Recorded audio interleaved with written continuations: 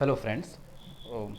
ये सेशन मैं अब स्टार्ट कर रहा हूँ स्पेशली डिफरेंशिएशन यानी कि अवकल गणित जिसको हम अवकलन भी कहते हैं उसके लिए। और ये सेशन कम से कम आपका 10 से 12 भाग में होगा।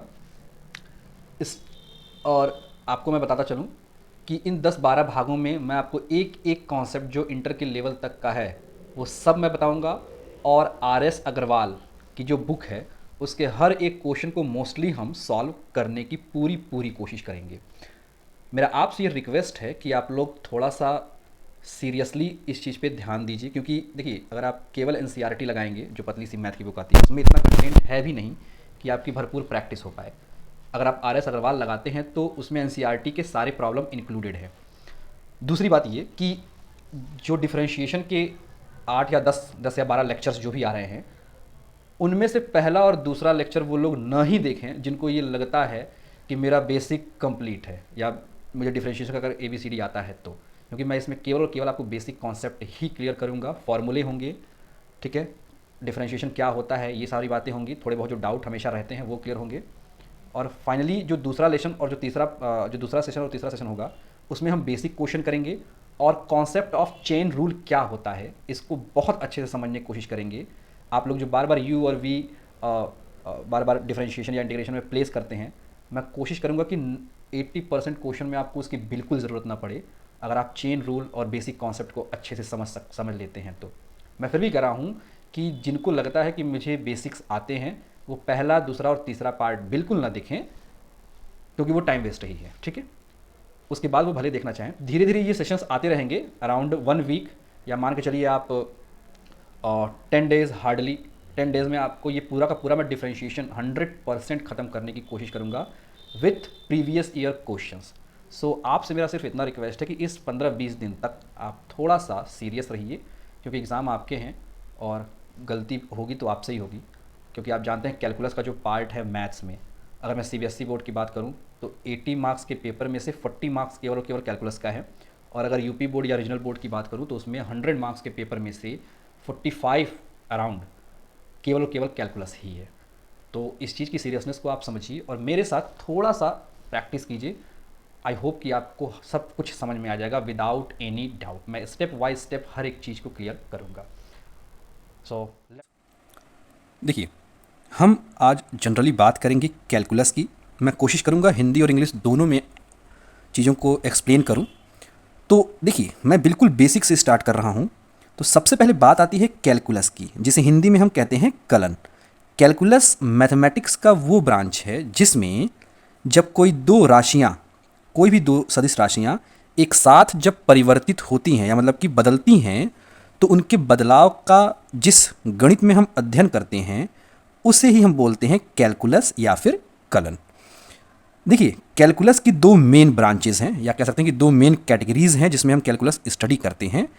पहला होता है आपका डिफरेंशियल कैलकुलस, या जिसे हम अवकल कहते हैं, ठीक है। और दूसरा होता है आपका इंटीग्रल कैलकुलस, जिसे हम समाकल कहते हैं।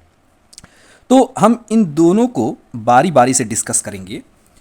सबसे पहला जो सेशन होगा हमारा वो होगा डिफरेंशियल कैलकुलस पर ही। इस पे आपको 8 या 10 सेशन वीडियो मिल जाएंगे और मैं उम्मीद करूंगा कि इसके बाद आपको किसी भी तरह का डाउट नहीं बचेगा डिफरेंशिएशन को करने में। तो सबसे पहले मैं बात करता हूँ डिफरेंशियल कैलकुलस की। देखिए, जब आप डिफरेंशियल कैलकुलस की बात करते हैं तो आप दो नाम बहुत नॉर्मली सुनते हैं। एक वर्ड आता है आपका डिफरेंशिएशन। देखिए, डिफरेंशियल अलग है और डिफरेंशिएशन अलग बात है, तो कंफ्यूज मत होइएगा।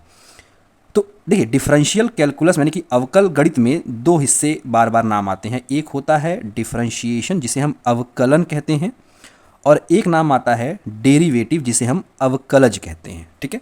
तो मैं आपको एक छोटा सा चीज़ बताता हूँ कि ये डिफरेंशिएशन और डेरिवेटिव क्या होते हैं। तो आप बस इतना याद रखिए कि डिफरेंशिएशन एक प्रोसेस है, ठीक है ना। और उस प्रोसेस का यूज करके जिस रिजल्ट पे हम लोग पहुंचते हैं उसे हम लोग बोलते हैं डेरिवेटिव, ठीक है। एक चीज़ याद रखिएगा, डिफरेंशिएशन जो कि एक प्रोसेस है उसको रिप्रेजेंट करने का तरीका जो होता है कुछ इस तरह से होता है, जिसमें ये जो डी है वो बताता है डिफरेंशिएशन को यानी कि उस प्रोसेस को, और प्रोसेस किस पे हो रहा है, y वेरिएबल पे और x वेरिएबल पे, जहाँ पे y वेरिएबल x वेरिएबल के अनुसार बार बार बदल रहा है। तो आई होप कि आपको इतनी बात समझ में आ रही होगी।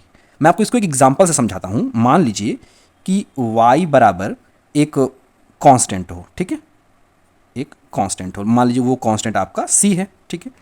तो जब आप बुक्स पढ़ते होगे तो आप पढ़ते हो कि differentiation of constant with respect to x is always zero.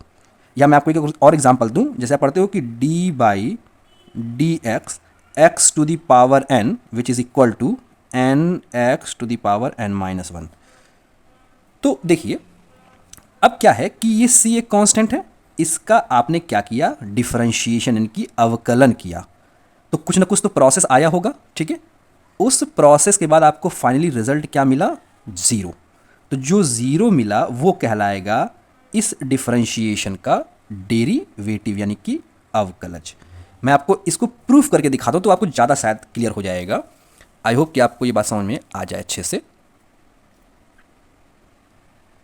तो यहाँ आप देख सकते हैं कि मैंने एक फंक्शन लिया है, एक नंबर लिया है y is equal to constant, ठीक है। अब मैं इस y को डिफरेंशिएट कर रहा हूँ, तो कांस्टेंट की जगह मेरा हो गया c, रिजल्ट क्या मिल रहा है मेरा, ज़ीरो। कैसे मिल रहा है देखिए, तो differentiation of c with respect to x, मैंने इसको लिमिट का प्रोसेस लगा के ये प्रूफ किया है कि किसी कांस्टेंट का जो डेरिवेटिव होता है, यानी कि जो अगर किसी कांस्टेंट को डिफरेंशिएट करेंगे यानी वो प्रोसेस करेंगे तो हमको डेरिवेटिव क्या मिलेगा, ज़ीरो। तो आप समझ लीजिए किसी भी चीज़ पर किया हुआ प्रोसेस, ठीक है, वो कहलाता है मेरा डिफरेंशिएशन, और जो रिजल्ट मुझे मिलता है वो कहलाता है मेरा डेरिवेटिव। आई होप कि आपको ये बात समझ में आ रही होगी। तो अब अगर आपसे कोई फाइनली पूछे कि डिफरेंशियल यानी अवकल, डिफरेंशिएशन यानी कि अवकलन, और डेरिवेटिव यानी कि अवकलज में क्या डिफरेंस है, तो आप एक लाइन में बताइएगा कि डिफरेंशियल यानी कि अवकल वो गणित है, वो मैथमेटिक्स है जो कि दो चेंज होने वाले वेरिएबल के बीच में एक रिलेशन इस्टेब्लिश करता है। ये बताता है कि दोनों वेरिएबल एक साथ किस दर से परिवर्तित या चेंज हो रहे हैं। जिस प्रोसेस का यूज़ करके आप ये निकालते हो कि कोई चीज़ किस दर से परिवर्तित हो रही है, उस प्रोसेस को हम लोग अवकलन या डिफरेंशिएशन बोलते हैं। और तीसरा चीज़ कि डिफरेंशिएशन करने के बाद जो रिज़ल्ट फाइनली हमको मिलता है, उस रिज़ल्ट को हम लोग बोलते हैं डेरिवेटिव। जैसे कि आपके सामने एग्जांपल है कि x to the power n का फर्स्ट डेरिवेटिव जो होता है वो n x to the power n minus one होता है। यानी कि x to the power n को अगर एक बार हम डिफरेंशिएट करेंगे तो प्रोसेस के बाद जो रिज़ल्ट हमको मिलेगा वो कहलाएगा मेरा डेरिवेटिव। अगर एक बार डिफरेंशिएट करेंगे तो फर्स्ट डेरिवेटिव, दो बार डिफरेंशिएट करेंगे तो सेकंड डेरिवेटिव, और ऐसे ही हम बढ़ते जाएंगे। तो इतनी बातें समझने के बाद अब मैं आपको कुछ स्टैंडर्ड डिफरेंशिएशन के रिज़ल्ट आपके सामने रखता हूँ। देखिए इंटर लेवल पे जो स्पेशल फंक्शंस होते हैं उनकी कुल 5 मेन कैटेगरीज़ हैं, ठीक है, जिसमें पहला होता है एल्जेब्रिक फंक्शन, उनके डिफरेंशिएशन का रिजल्ट। दूसरा होता है लॉगरिथमिक फंक्शन, जिसमें लॉग से रिलेटेड टर्म्स यूज़ किए जाते हैं। तीसरा होता है एक्सपोनेंशियल फंक्शन। चौथा होता है आपका ट्रिग्नोमेट्रिकल फंक्शन, और पांचवा जो हम यूज करते हैं वो है आपका इन्वर्स ट्रिग्नोमेट्रिकल फंक्शन। तो ये 5 बेसिक कैटेगरीज हैं।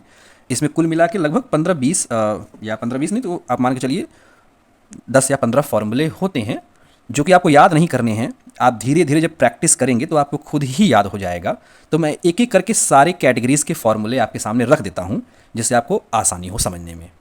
तो पहली कैटेगरी है आपकी एल्जेब्रिक फंक्शन की कैटेगरी, जिसमें कि पहला फॉर्मूला होता है, जो फॉर्मूला नंबर 1 है वो ये कहता है कि यदि हम किसी कांस्टेंट का डिफरेंशिएशन करें x के रिस्पेक्ट में या y के रिस्पेक्ट में, जिसके भी रिस्पेक्ट में, अगर हम कांस्टेंट का डिफरेंशिएशन करते हैं तो हमेशा वो रिज़ल्ट आपका 0 आता है। दूसरा जो पार्ट है वो ये कहता है कि यदि कोई वेरिएबल है x और उसके पावर n है तो उसका differentiation with respect to the X वो होता है आपका N X to the power N minus one. ठीक है, जो तीसरा पार्ट है, थर्ड पार्ट जो है वो ये कहता है कि यदि हम डिफरेंशिएशन करें किसी एक ऐसे फंक्शन का जिसमें एक कांस्टेंट हो, ठीक है, और एक वेरिएबल हो जिसकी पावर n हो, तब इसका जो डिफरेंशिएशन होता है उसमें हम करते क्या है कि पहले जो कांस्टेंट टर्म है उसको डिफरेंशिएशन से बाहर कर देते हैं, तो हमको मिल जाता है a D by D X X to the power n, और इस केस में a एज इट इज़ रह जाता है, और अगर आप देखिए तो ये इतना पार्ट जो है ये पहले वाले पार्ट में कन्वर्ट हो जाता है, तो रिजल्ट आपको मिलता है N X to the power N minus one. ठीक है, चलिए थर्ड पार्ट, फोर्थ पार्ट जो है वो ये कहता है कि यदि हम डिफरेंशिएशन करें किसी फंक्शन का x के रिस्पेक्ट में जिसमें कांस्टेंट के ऊपर वही लिखा हो जिसके रिस्पेक्ट में हम डिफरेंशिएट कर रहे हैं, तो उस केस में जो मेरा डेरिवेटिव होगा यानी कि जो रिजल्ट होगा वो होगा मेरा a to the power x bracket में log a। आई होप कि आपको इतनी बात समझ में आ रही होगी। तो ये चार बेसिक एल्जेब्रिक प्रॉपर्टीज़ हैं। ठीक है, आगे हम बात करते हैं। देखिए सेकंड जो पार्ट है वो है आपका लॉग फंक्शन से रिलेटेड।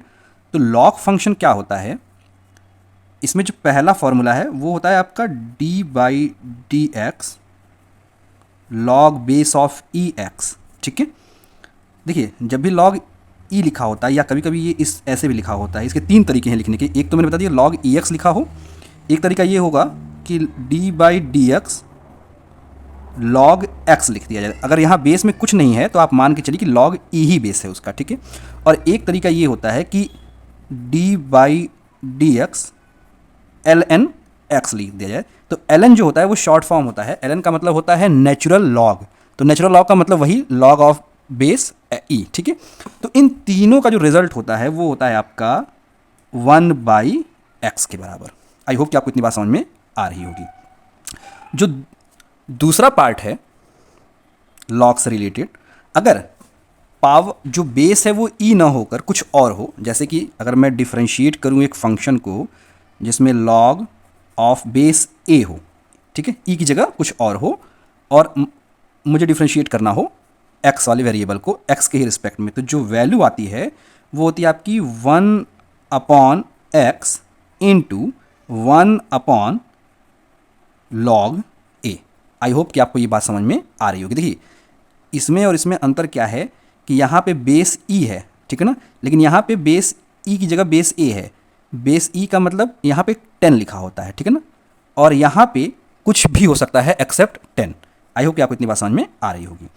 देखिए इसका जो थर्ड पार्ट है लॉग फंक्शन का वो ये कहता है कि यदि हमें डिफरेंशिएट करना हो d by D x log of base a और कोई एक फंक्शन ही हो, फंक्शन मतलब कोई एक पूरा का पूरा पॉलिनॉमियल फॉर्म में हो, तो उस केस में जो हम वैल्यू लिखेंगे वो हो जाएगा 1 upon F x into 1 upon log a into first derivative of function x.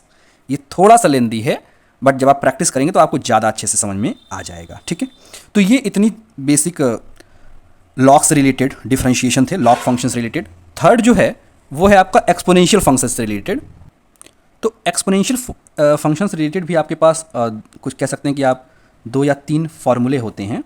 ठीक है, तो जिसमें पहला होता है आपका कि differentiation of derivative of E to the power X. ठीक है, वो हो जाएगा आपका वही चीज़ जिसके रिस्पेक्ट में कर रहे हैं, सेम वही चीज़ हम कॉपी कर देते हैं। ठीक है, अगर सेकेंड इसका मैं अगर बात करूं तो इन केस अगर आपके पास डिफरेंशिएशन हम कर रहे हैं एक ऐसे एक्सपोनेंशियल फंक्शन का जिसमें x ना हो कि कुछ और मतलब लेट सपोज u हो, ठीक है ना, तो उस केस में देखिए इसमें और इसमें अंतर क्या है कि e के पावर वही चीज़ लिखी थी जिसके रिस्पेक्ट में हम डिफरेंशिएशन करना चाहते हैं। यहाँ पे डिफरेंशिएशन हम किसी और के रिस्पेक्ट में करना चाहते हैं और यहाँ पे कुछ और लिखा है, u मान लीजिए लिखा है। ठीक है, तो इस केस में जो डिफरेंशिएशन जो डेरिवेटिव आएगा वो होगा e to the power u, ठीक है, into D you upon D X. I hope कि आपको ये बात समझ में आ रही होगी।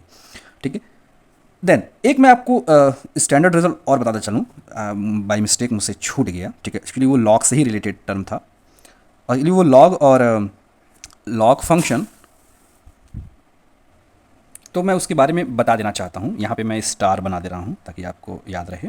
तो अगर मान लीजिए डिफ्रेंशिएशन मुझे करना है एक्स के रिस्पेक्ट में एक ऐसे फंक्शन का जिसमें ए टू द पावर यू लिखा हो, कुछ इस टाइप से, ठीक है, तो उस केस में जो रिजल्ट बनता है वो हो जाएगा आपका a to the power u log a into D you upon D x, ठीक है। ये थोड़ा सा अलग टाइप का एक फंक्शन है, वैसे मैं कोशिश करूँगा इसकी भी ज़रूरत आपको ना पड़े आगे, बट फिर भी आप याद रखेंगे तो ज़्यादा बेटर होगा आपके लिए, ठीक है। और जो लास्टली चौथे टाइप का फंक्शन है वो है आपका ट्रिग्नोमेट्रिकल फंक्शन। तो जो ट्रिग्नोमेट्रिकल फंक्शन है उसमें कुल 6 ट्रिग्नोमेट्रिकल प्रोसेस हैं। तो जिसमें पहला जो है वो ये है कि साइन एक्स का डेरिवेटिव, अच्छा यहाँ मैंने डैश लगा दिया है तो आप समझिएगा क्या लिखा है यहाँ पे, डी बाई डी एक्स, ठीक है, मतलब इसका मतलब मैं समझा देता हूँ। यहाँ पे लिखा है D by D x of sine x, ठीक है।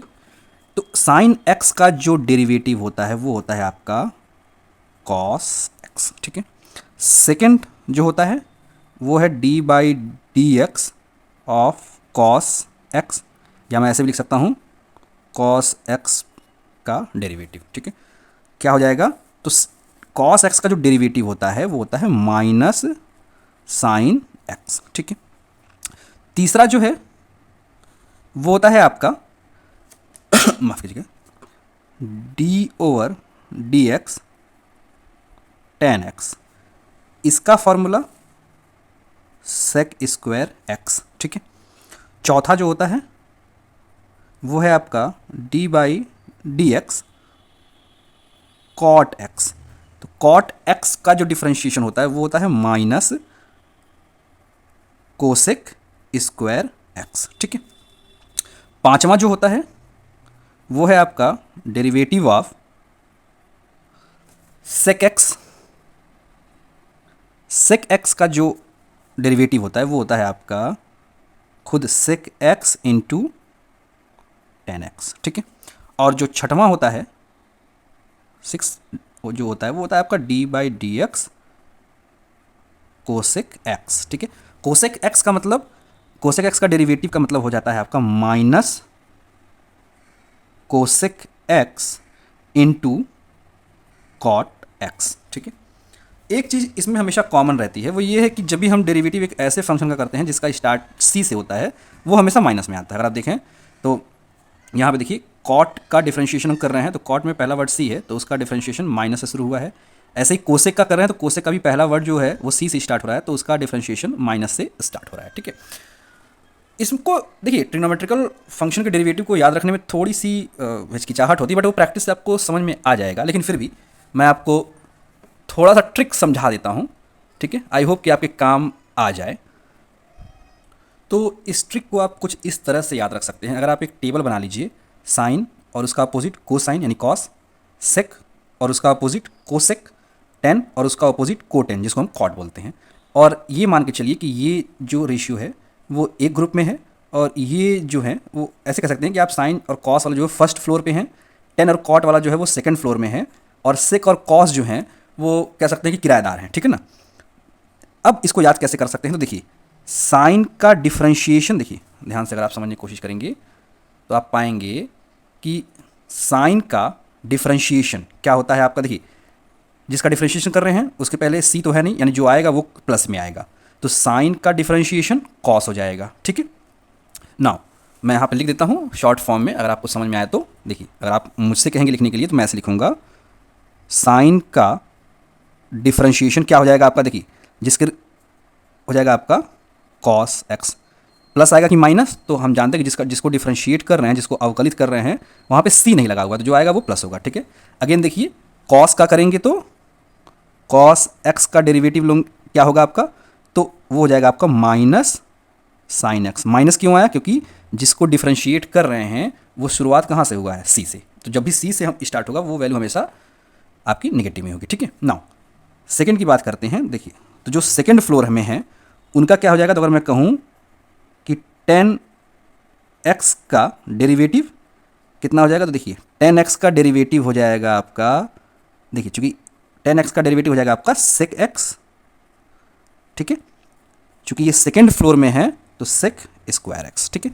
ऐसे ही कॉट का आप करेंगे तो कॉट एक्स का जो डेरिवेटिव होगा वो क्या हो जाएगा आपका कोसेक, चूंकि कॉट जो है वो सेकंड मतलब स्टेप में या कह सकते हैं सेकंड फ्लोर पे रहता है, तो कॉस स्क्वायर एक्स। वेट, चूंकि हम जो डिफरेंशिएट कर रहे हैं वो चीज़ सी से स्टार्ट हुआ है तो रिजल्ट में मेरा क्या आएगा, माइनस, ठीक है ना। बीच वाले की बात करते हैं तो सेक एक्स का डेरिवेटिव क्या हो जाएगा, सेक एक्स, चूंकि ये किराएदार है तो आधा काम ये खुद करेगा, आधा अपने साथी से कराएगा, यानी कि ये हो जाएगा आपका सेक एक्स इंटू 10x। भाई एक मकान मालिक जो होते हैं उनका भी अधिकार चलता है और जो किराएदार होते हैं उनका भी अधिकार चलता है, तो दोनों साथ में ही काम करेंगे, ठीक है। ऐसे देखिए कोसेक एक्स का डेरिवेटिव क्या हो जाएगा, तो कोसेक भी जो है मिडिल में है, यानी कि किराएदार है, तो वो अपना कुछ हिस्सा अपना लेगा और कुछ हिस्सा मकान मालिक का लेगा, तो क्या हो जाएगा आपका cosec X into cot X. Wait, चूंकि जिसको हम डिफरेंशिएट करें वो स्टार्ट किससे हो रहा है, सी से, तो हमारा रिजल्ट भी कहाँ क्या होगा आपका, सी से। तो आई होप कि आपको एक छोटा सा ट्रिक क्लियर हो गया। आप 2-3 बार इसको प्रैक्टिस करेंगे तो इसको कभी भूलेगा नहीं है आपको। वैसे फिलहाल कोशिश कीजिए कि आपको ये पूरा का पूरा रेशियो बाय हार्ट याद हो जाए। तो आई होप कि आपको ये छोटी सी बात समझ में आई होगी। कुछ 4 या 3 रूल होते हैं, ठीक है, मैं आपको वो भी बताता चलूँ।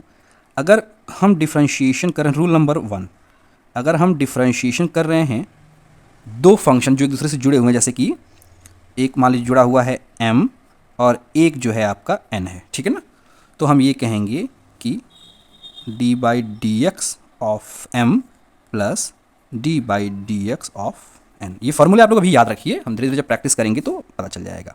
अच्छा, अगर यहाँ पे माइनस लगा हो तो यहाँ भी आपका माइनस हो जाएगा, कोई डाउट नहीं है इसमें। सेकेंड फार्मूला ये कहता है कि अगर हम डेरिवेटिव निकालना चाह रहे हैं दो ऐसे फंक्शन का जो कि एक दूसरे से मल्टीप्लाइड हों, ठीक है ना, तो हम क्या करेंगे कि सबसे पहले हम लिखेंगे first into derivative of second function, ठीक है, plus second into derivative of first function, ठीक है। और एक जो थर्ड फार्मूला है वो ये कहता है कि यदि हम डेरिवेटिव निकालना चाह रहे हों दो ऐसे फंक्शन का जो कि आपस में कैसे हों, रेशियो के फॉर्म में हो, ठीक है ना, तो हम ये कहेंगे कि न्यूमरेटर में जो है पहले उसको लिखिए, फिर डेरिवेटिव लीजिए आप डिनोमिनेटर का, माइनस लगाइए, फिर डिनोमिनेटर में जो है उसको आप लिख दीजिए ऐसे ही, एंड देन डेरिवेटिव निकालिए आप न्यूमरेटर का, और टोटल का अपॉन करिए, टोटल का अपॉन करिए, और जो न्यूमरेटर में जो है उसका आप स्क्वायर कर दीजिए। तो आई होप कि आपको इतनी चीज़ें क्लियर हो गई होंगी। आप इसको 1-2 बार रिपीट करके देखिए, खुद से सारे फॉर्मूले को लिखिए, ठीक है, 2 से 3 बार, तो आई होप कि आपको ये चीज़ें क्लियर हो जाएंगी और अच्छे से। नेक्स्ट सेशन में मैं 2 चीज़ों के बारे में डिस्कस करूँगा। पहला तो कुछ बेसिक क्वेश्चन हम लोग सॉल्व करेंगे, ठीक है, जो कि बेसिक डिफरेंशिएशन के क्वेश्चंस होंगे, एंड देन एक सबसे इंपॉर्टेंट चीज़ मैं बताऊंगा जिसको हम लोग बोलते हैं चेन रूल। और ये चेन रूल आप यकीन मानिए कि इतना इम्पॉर्टेंट है कि इंटर लेवल का जो 50% क्वेश्चन है आप बहुत इजी वे में लगा जाएंगे और आपको ये क्लियर हो जाएगा कि चेन रूल कैसे काम करता है, एंड आई एम श्योर कि उसके बाद आपको ज़रा सा भी प्रॉब्लम नहीं होगी।